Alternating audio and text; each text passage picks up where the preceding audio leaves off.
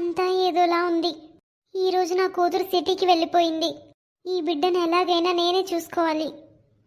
ఇలాగైనా నా కూతురికి సహాయం చేయాలి. ఏమైంది నీకు? ఎందుకంత బాధపడుతున్నావు? మన కూతురు చదువుకోవడానికి సిటీకి వెళ్ళినందుకు మనం చాలా సంతోషంగా ఉండాలి. నా కూతురికి జరిగిన దారుణాలు చూసి నేను మంచిగా ఆలోచించలేకపోతున్నాను. నీ మనస్సుని నువ్వే మార్చుకోవాలి. సరే, నీ మనసును మార్చుకోవాలంటే వాడు మన మనవడు. వాడితో ఆడుకో, వాడితో సమయం గడుపు. మన కూతురు గురించి ఏం బాధపడకు. తన జీవితం బాగుపరచుకోవడానికి సిటీకి వెళ్ళింది. ఇలాంటి సమయంలో మనం తనకి సహాయం చేయకపోతే ఇంకెవరు సహాయం చేస్తారు? అవును, మీరు చెప్పింది కూడా నిజమే. నా కూతురి పురోగతికి నేను అడ్డురాను. తన కోసం నేను చేయగలిగిందంతా చేస్తాను. అంతే. శారదా, చెప్పండి. నీకు బాగాలేకపోతే గదిలోకి వెళ్ళి పడుకో. ఇక్కడెందుకు పడుకున్నావు? గదిలో పడుకున్నా నాకేం బాలేదు, అందుకే ఇక్కడికి వచ్చాను. ఇప్పుడు ఇక్కడ డాక్టర్ నన్ను నయం చేయలేరని నాకు అనిపిస్తుంది. నా కొడుకు దగ్గరికి వెళ్తేనే నాకు నయం అవుతుంది అనిపిస్తుంది. మళ్ళీ అప్పుడే మొదలు పెట్టావా?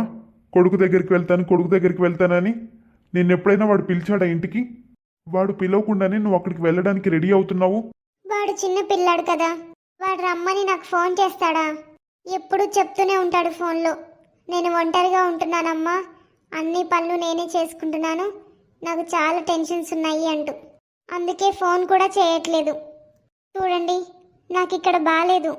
నన్ను నా కొడుకు ఇంటికి తీసుకెళ్ళండి. నా కొడుకు అక్కడ మంచి డాక్టర్కి చూపిస్తాడు, నాకు నయం అవుతుంది. ఏం చేయాలి తనని? సరే అండి, మీకు నాకంటే మీ కోపమే ఎక్కువ. కోపంగా ఉండండి. తను చెప్పింది నిజమే కావచ్చు. తన ఆరోగ్యం బాలేక చాలా రోజులైంది, కానీ ఇప్పటి వరకు నయం కాలేదు. బహుశా తన కొడుకు మీద బెంగతో ఇలా చేస్తుందేమో. వాడిని చూస్తే అయినా ఆరోగ్యం బాగుంటుందేమో. సరే, నిన్ను నీ కొడుకు దగ్గర దింపొస్తాను. రేపు రెడీ అయ్యుండు. నిజంగానా? ఉమ్, ఇంత పొద్దునే ఎవరొచ్చారు? ఎవరు మీరు? ఏమండి, ఇది మన కొడుకిల్లేనా? ఎవరు మీరు? నువ్వెవరమ్మా? ఇది సురేష్ ఇల్లు కాదా? శారదా, నేను అతి కష్టం మీద మన కొడుకు అడ్రస్ కనుక్కున్నాను. కానీ ఈ అమ్మాయి ఎవరు? ఎక్స్క్యూజ్ మీ, ఎవరు మీరు? మా ఇంటి గుమ్మం ముందు ఏం చేస్తున్నారు? చూస్తుంటే వీళ్ళు చాలా రోజులుగా స్నానం చేయనట్లుగా అనిపిస్తుంది. వెళ్ళండి ఇక్కడ నుంచి. అమ్మా, మేము సురేష్ వాళ్ళ అమ్మా నాన్నలం. మేము ఊరు నుండి వచ్చాము. వాళ్ళమ్మ చాలా అనారోగ్యంగా ఉంది. మీ మొహాలు చూసుకున్నారా? మీలాంటి బిచ్చగాళ్ళు అతనికి తల్లిదండ్రులు ఎలా అవుతారు? ఏ రోజైనా మీ మొహం అద్దంలో చూసుకున్నారా? ఏం మాట్లాడుతున్నావమ్మా?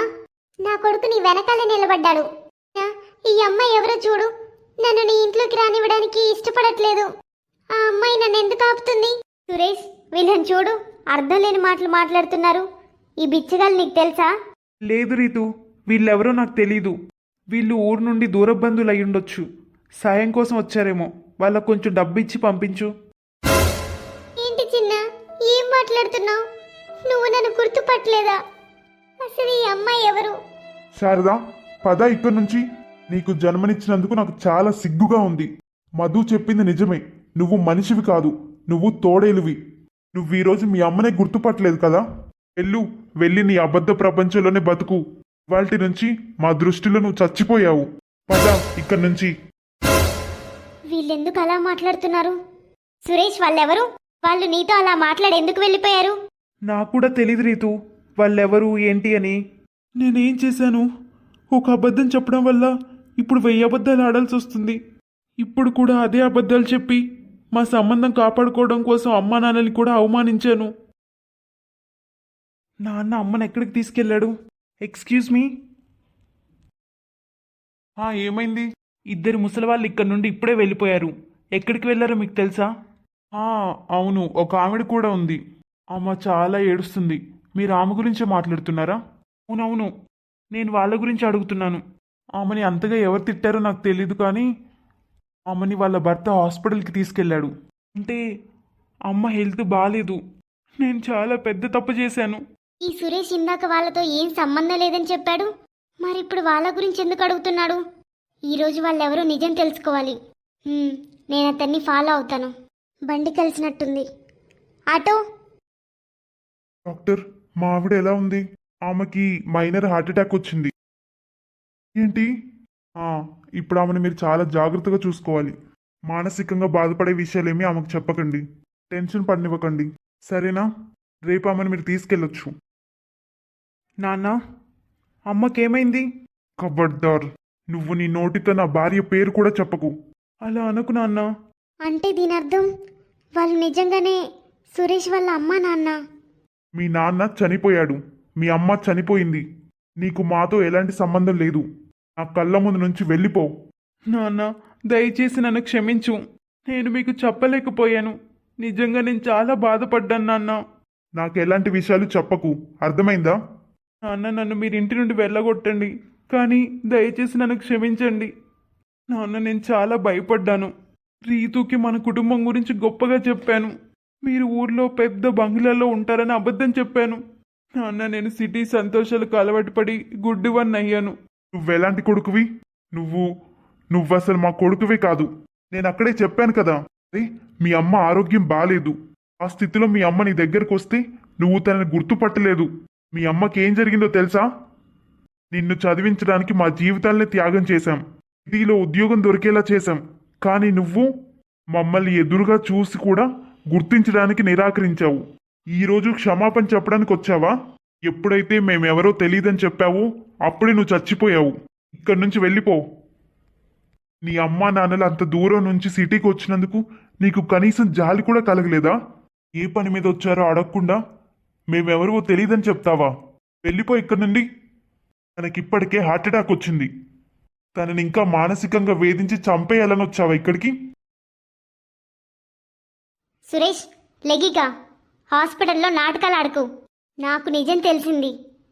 నువ్వు ఇలాంటి కొడుకువా?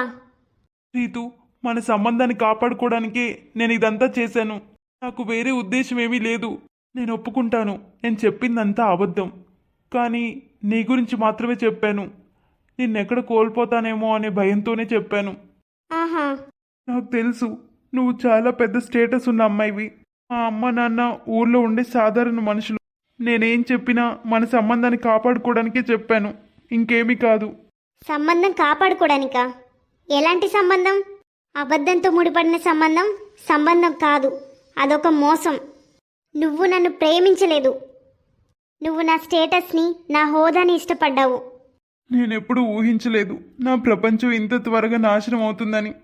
రీతు, దయచేసి నా మాట విను. నోరు మూసుకో. నువ్వొక్క మాట కూడా మాట్లాడకు.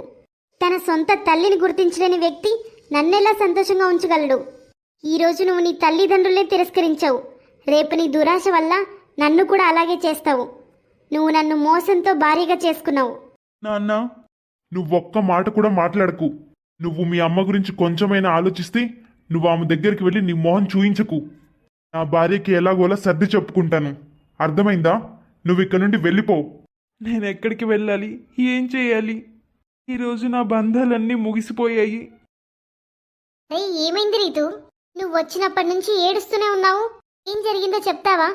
నేను నీకేం చెప్పాలి? అంతా నాశనం అయింది. నేను పెళ్లి చేసుకున్న వ్యక్తి మోసగాడవుతాడని నేను ఎప్పుడూ ఊహించలేదు. అతను పెళ్లి కాకముందు చెప్పాడు నాకు చాలా ఆస్తుందని. వాళ్ళకి టైం లేదు కాబట్టి వాళ్ళు పెళ్లికి రాలేదని. అని నీకు తెలుసా, వాళ్ళు కేవలం మామూలు ఊరు వాళ్ళు. ఈరోజు దినేష్ అమ్మ నాన్నలు వచ్చారు. అతను ఎలాంటి కొడుకు అసలు? నా ముందు వాళ్ళ అమ్మ నాన్నల్ని కూడా గుర్తించినట్టు నటించాడు. వాళ్ళమ్మ ఈరోజు హాస్పిటల్లో జాయిన్ అయింది. అతను వాళ్ళ నాన్న కాళ్ళ మీద పడి క్షమాపణ కోరుతున్నాడు. నువ్వే చెప్పు, అసలు అతను కొడుకేనా? తన తల్లిదండ్రులకి నిజమైన బంధువు కాని వ్యక్తి నాకు నిజమైన బంధువు ఎలా అవుతాడు? నీతు, ఒకసారి కోపాన్ని పక్కన పెట్టి ప్రశాంతంగా ఆలోచించు. సురేష్ నీకు చేసింది తప్పే, దాని గురించి ఎటువంటి సందేహం లేదు. కానీ అతను అలా ఎందుకు చేశాడు? నిన్ను కోల్పోతానేమోనని భయపడి వాళ్ళ అమ్మా నాన్నల్ని తిరస్కరించాడు. కానీ అది మోసం కదా? అవును, మోసమే. కానీ ఆ మనిషి పిచ్చి ప్రేమను చూడు. నీకోసం అతను తన ప్రపంచాన్ని వదిలిపెట్టాడు.